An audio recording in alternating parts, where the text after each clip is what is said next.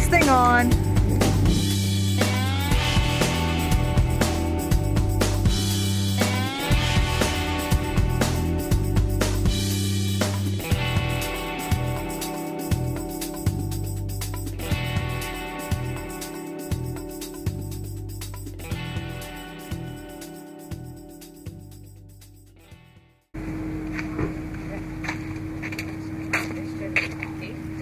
Something's really wrong with that Jeep.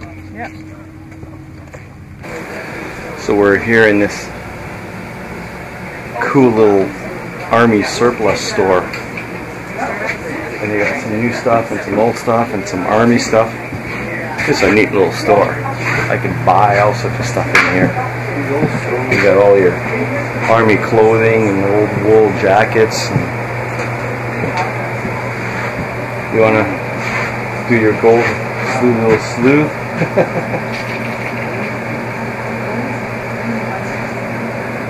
Pans? I need to borrow. I have to buy a pan to do that. I don't have one. I might just buy one actually, just to try. Because we're here in the Yukon. And tie it on the outside of your vehicle, like you fit in. Yeah.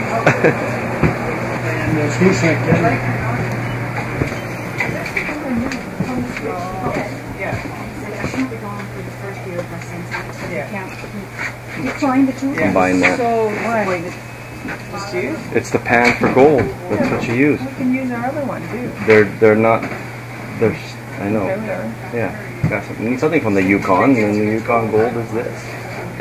Yeah. This is overlanding. 1930 style. 1930 style overlanding.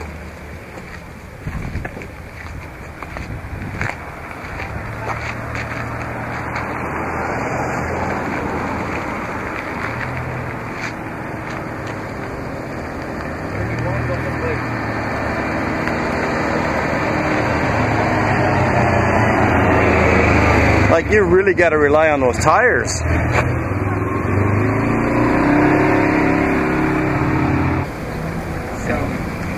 Like I say, it takes me back to my childhood. We had the wooden sidewalks like this, and from the one corner up to the hotel, it was all wood sidewalks, and then as kids we'd sit up there, and it was something. It was also a place that was smooth to ride your bicycle on. Okay. Was it like this? Gravel streets. Yeah. Yeah. We never had pavement until 76 or 77. And this is where? In Pemberton. In Pembroke. Pemberton. Pemberton. Pemberton, BC.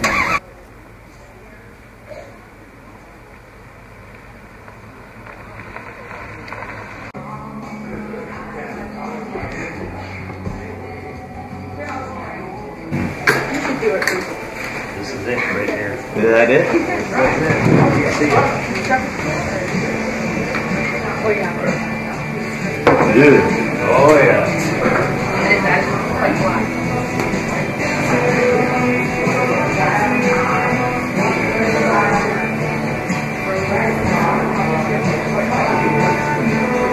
And whose toe did that belong to? We don't know the problem. Gave up like it just disintegrated? Oh.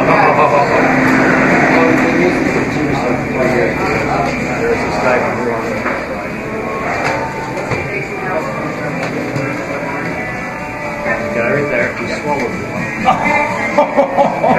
I just saw him again. Oh. So that's a show. This is anybody who's a good son. They put it in their mouth or bite it or anything like that, it goes on the chip. And the bar can do it until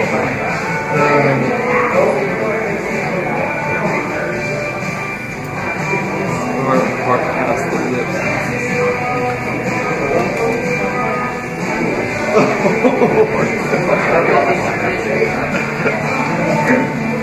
I know, I want to get that.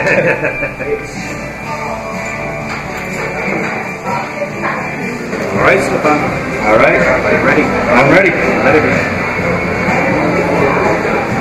You aren't. The toe must not enter the mouth, or be bitten, chewed, or God forbid, swallowed, or taken. And so in lightly above. Slow. But your lips must touch this gnarly toe. Just your lips step on. There it is. Use left hand. Left hand? Oh yeah, that was an easy one. You got it. You got it. Just think I would have to check here. No. Yep, just toe jam, left. Toe jam. So Stefan, here's the evidence for your call. Excellent. Thank you very much, Peter. Thank you, Captain. Yeah. And I must warn you, that certificate can be used in the court of law against insanity. Thank you very much. I'm all warm now. You're all warm now, yeah.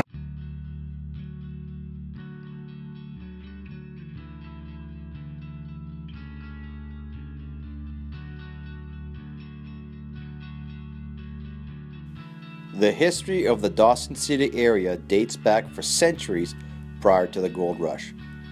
It was inhabited by First Nations people who lived, fished, hunted, and traveled along the Yukon River. The language they spoke was only used in two places, Dawson City, Yukon, and Eagle, Alaska. Today, with possibly less than a dozen people still living who know the language, efforts are being made to record and revive the language. The Dawson City area was first explored and mapped by Canadian geologist George M. Dawson in 1887, and when George Carmack, Dawson Charlie, and Skookum Jim Mason first found gold near Dawson City at Rabbit Creek, later named Bonanza Creek due to the millions of dollars of gold it produced, it attracted tens of thousands of people, all looking for their fortune. When Klondike fever hit, the population of Dawson City exploded from 1,500 people in 1897 to over 30,000 in 1898.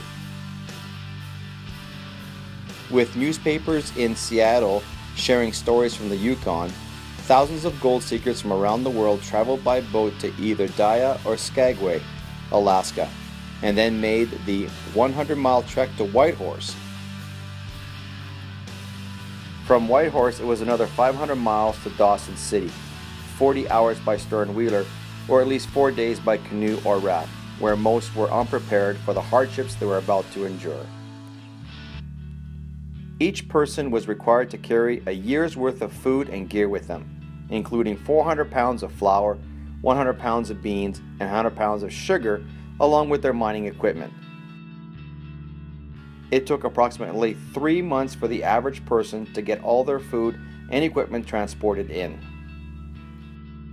Malnutrition, disease, hyperthermia, avalanches, murders, and suicides were very common. And then to find out all the creeks had been laid claim to upon arriving, it's been said some died of a broken heart. By August of 1898, many of the Stampeders, as they were known, started heading for home, broke, and the gold rush ended as quickly as it started.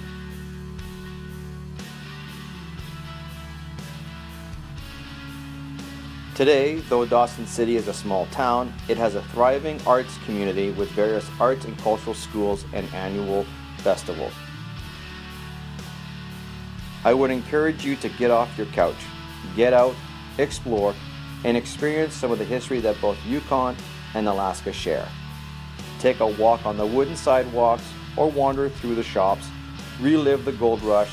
Oh, and don't forget, suck back on that sourdough cocktail.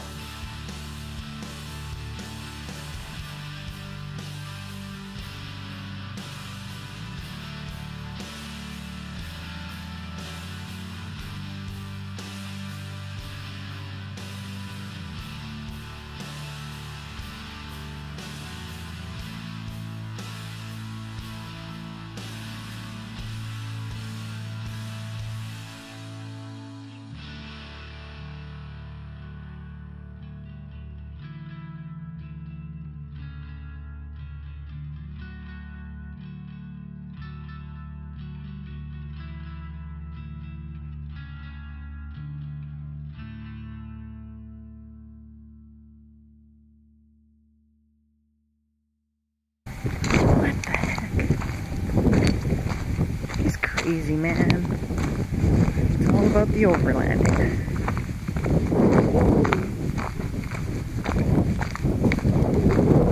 I like to overland. I don't like to 4x4.